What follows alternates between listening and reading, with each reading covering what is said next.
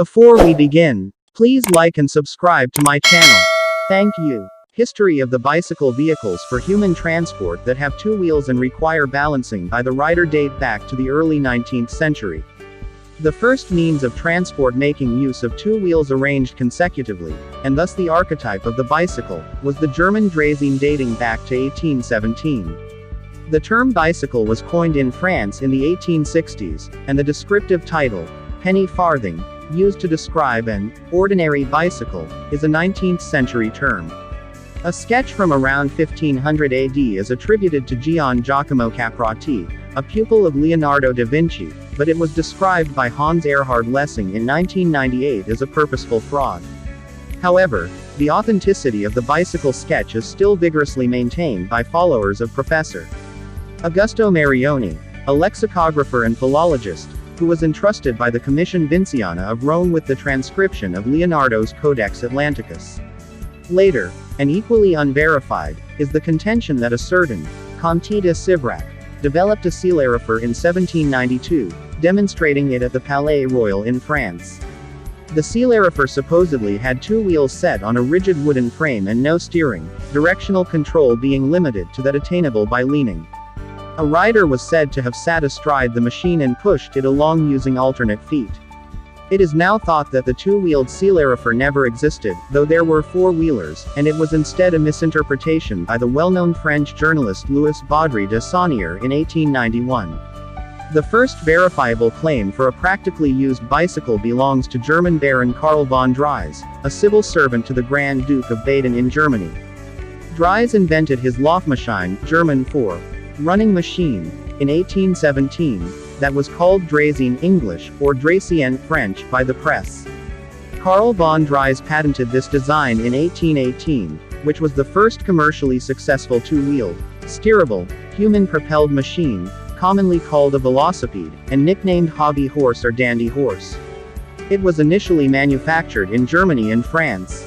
Hans Erhard Lessing, Drais's biographer, found from circumstantial evidence that Drais's interest in finding an alternative to the horse was the starvation and death of horses caused by crop failure in 1816, the year without a summer, following the volcanic eruption of Tambora in 1815. On his first reported ride from Mannheim on June 12, 1817, he covered 13 kilometers, 8 miles, in less than an hour. Constructed almost entirely of wood, the draisine weighed 22 kilograms, 48 pounds, had brass bushings within the wheel bearings, iron-shod wheels, a rear wheel brake and 152 millimeters, 6 inches, of trail of the front wheel for a self-centering caster effect.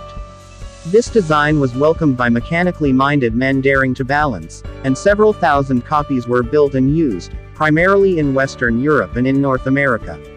Its popularity rapidly faded when, partly due to increasing numbers of accidents, some city authorities began to prohibit its use. However, in 1866 Paris a Chinese visitor named Bin Chung could still observe foot-pushed velocipedes. Dennis Johnson's son riding a velocipede, lithograph 1819. The concept was picked up by a number of British cartwrights. The most notable was Dennis Johnson of London announcing in late 1818 that he would sell an improved model. New names were introduced when Johnson patented his machine, pedestrian curricle, or velocipede, but the public preferred nicknames like hobby horse, after the children's toy, or, worse still, dandy horse, after the foppish men who often rode them. Johnson's machine was an improvement on Drais's, being notably more elegant.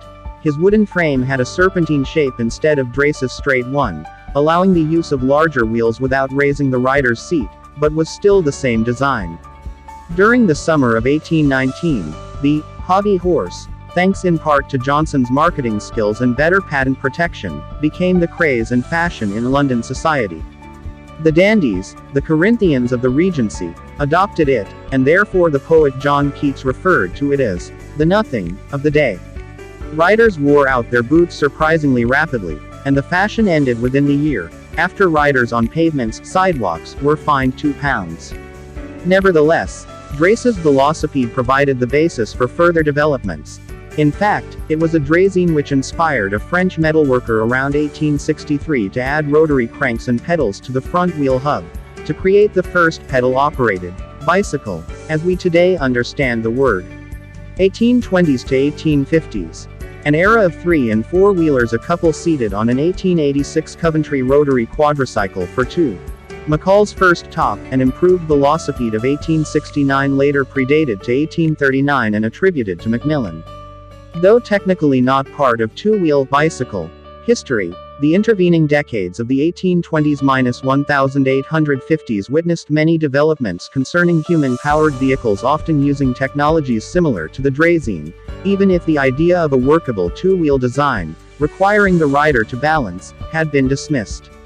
These new machines had 3 wheels, tricycles, or 4 quadricycles, and came in a very wide variety of designs, using pedals, treadles, and hand cranks, but these designs often suffered from high weight and high rolling resistance.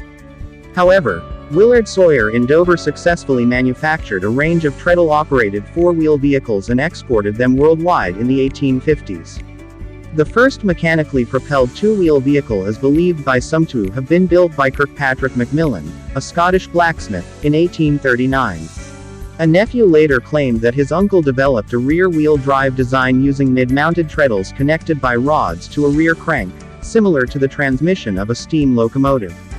Proponents associate him with the first recorded instance of a bicycling traffic offense, when a Glasgow newspaper reported in 1842 an accident in which an anonymous gentleman from Dumfries Shire, bestride a velocipede, of ingenious design, knocked over a pedestrian in the Gorbals and was fined 5 shillings. However, the evidence connecting this with Macmillan is weak, since it is unlikely that the artisan Macmillan would have been termed a gentleman, nor is the report clear on how many wheels the vehicle had.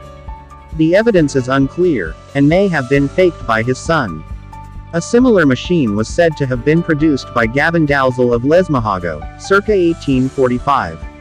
There is no record of Dalzell ever having laid claim to inventing the machine.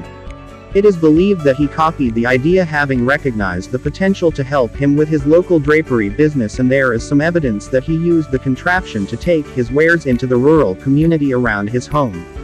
A replica still exists today in the Glasgow Museum of Transport. The exhibit holds the honor of being the oldest bike in existence today. The first documented producer of rod-driven 2-wheelers, treadle bicycles, was Thomas McCall, of Kilmarnock in 1869. The design was inspired by the French front crank velocipede of the Lallemant-Michaud type. 1853 and the invention of the first bicycle with pedals, Trekkarbelfahrrad, by Philip Moritz Fischer. Once again, Germany was the center of innovation, when Philip Moritz Fischer, who had used the draisine since he was 9 years old for going to school, invented the very first bicycle with pedals. In 1853, after years of living all over Europe, he left London to go back to his native town of Schweinfurt, Bavaria, when his first son died at a young age. He built the very first bicycle with pedals in 1853. The Trekkarbelfahrrad from 1853 is still sustained and is on public display in the Municipality Museum in Schweinfurt. 1860s and the Michaud velocipede, aka boneshaker, the first widespread and commercially successful design, was French. An example is at the Museum of Science and Technology, Ottawa. Initially developed around 1863, it sparked a fashionable craze briefly during 1868–70. Its design was simpler than the Macmillan bicycle. It used rotary cranks and pedals mounted to the front wheel hub. Pedaling made it easier for riders to propel the machine at speed, but the rotational speed limitation of this design created stability and comfort concerns, which would lead to the large front wheel of the penny farthing. It was difficult to pedal the wheel that was used for steering. The use of metal frames reduced the weight and provided sleeker, more elegant designs, and also allowed mass production. Different braking mechanisms were used depending on the manufacturer. In England, the velocipede earned the name of boneshaker because of its rigid frame and iron-banded wheels that resulted in a bone-shaking experience for riders. The velocipede's renaissance began in Paris during the late 1860s. Its early history is complex and has been shrouded in some mystery, not least because of conflicting patent claims. All that has been stated for sure is that a French metalworker attached pedals to the front wheel. At present, the earliest year bicycle historians agree on is 1864. The identity of the person who attached cranks is still an open question at International Cycling History Conferences, ICHC. The claims of Ernest Michaud and of Pierre Lallement, and the lesser claims of rear-pedaling Alexandre Lefebvre, have their supporters within the ICHC community. The original pedal bicycle, with the serpentine frame, from Pierre Lallement's U.S. patent number 59915 drawing, 1866 New York company Pickering and Davis invented this pedal bicycle for ladies in 1869. Bicycle historian David V. Herlihy documents that Lallement claimed to have created the pedal bicycle in Paris in 1863. He had seen someone riding a draisine in 1862, then originally came up with the idea to add pedals to it. It is a fact that he filed the earliest and only patent for a pedal-driven bicycle, in the US in 1866. Lallement's patent drawing shows a machine which looks exactly like Johnson's draisine, but with the pedals and rotary cranks attached to the front wheel hub, and a thin piece of iron over the top of the frame to act as a spring supporting the seat, for a slightly more comfortable ride. By the early 1860s, the blacksmith Pierre Michaud, besides producing parts for the carriage trade, was producing velocipede pedals on a small scale. The wealthy Olivier brothers Aimé and René were students in Paris at this time, and these shrewd young entrepreneurs adopted the new machine. In 1865 they traveled from Paris to Avignon on a velocipede in only 8 days. They recognized the potential profitability of producing and selling the new machine. Together with their friend Georges de la Bouglaise, they formed a partnership with Pierre Michaud, Michaud et Cie, Michaud and Company. In 1868, avoiding use of the Olivier family name and staying behind the scenes, lest the venture prove to be a failure. This was the first company which mass-produced bicycles, replacing the early wooden frame with one made of 2 pieces of cast iron bolted together. Otherwise, the early Michaud machines look exactly like Lallement's patent drawing. Together with a mechanic named Gabert in his hometown of Lyon, Aimé Olivier created a diagonal single-piece frame made of wrought iron which was much stronger, and as the first bicycle craze took hold, many other blacksmiths began forming companies to make bicycles using the new design. Velocipedes were expensive, and when customers soon began to complain about the Michaud serpentine cast iron frames breaking, the Oliviers realized by 1868 that they needed to replace that design with the diagonal one which their competitors were already using, and the Michaud company continued to dominate the industry in its first years. On the new macadam-paved boulevards of Paris it was easy riding, although initially still using what was essentially horse coach technology. It was still called velocipede in France, but in the United States, the machine was commonly called the boneshaker. Later improvements included solid rubber tires and ball bearings.